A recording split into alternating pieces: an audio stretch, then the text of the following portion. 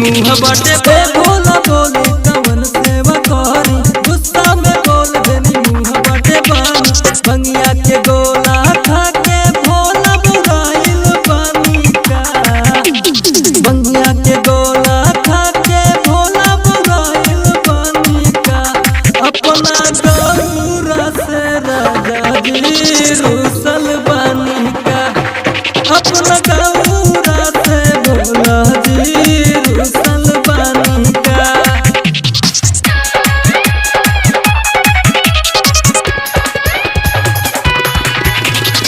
DJ मिठू राजा पटसोनी। बोला बोला बाबा केदारनाथ की।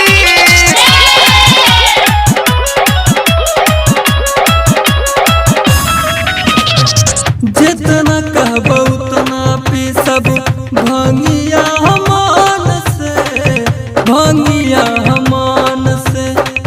चली ना गणेश के पापा रूसा जानी हम से, रूसा जानी हम से।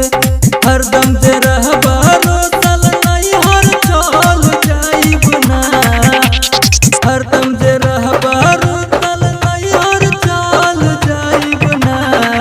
अपना गौरा से भोला जी रुसल बानी का, अपना गौरा से भोला जी रुसल बानी का।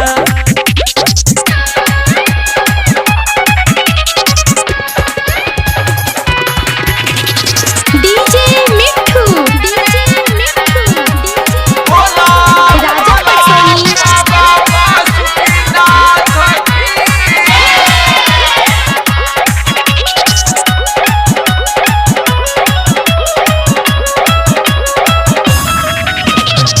काहे पगलाइल जानी तनी तनी बात में, हमरा से मजाक में सब दुख झेलतानी।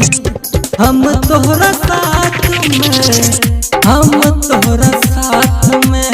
रोहिता मनावे तोहरा के कुशल बनी का, अपना गौरा से भोला जी रुसल बानी का, अपना गौरा से भोला जी रुसल बानी का, अपना गौरा से भोला जी रुसल बानी का।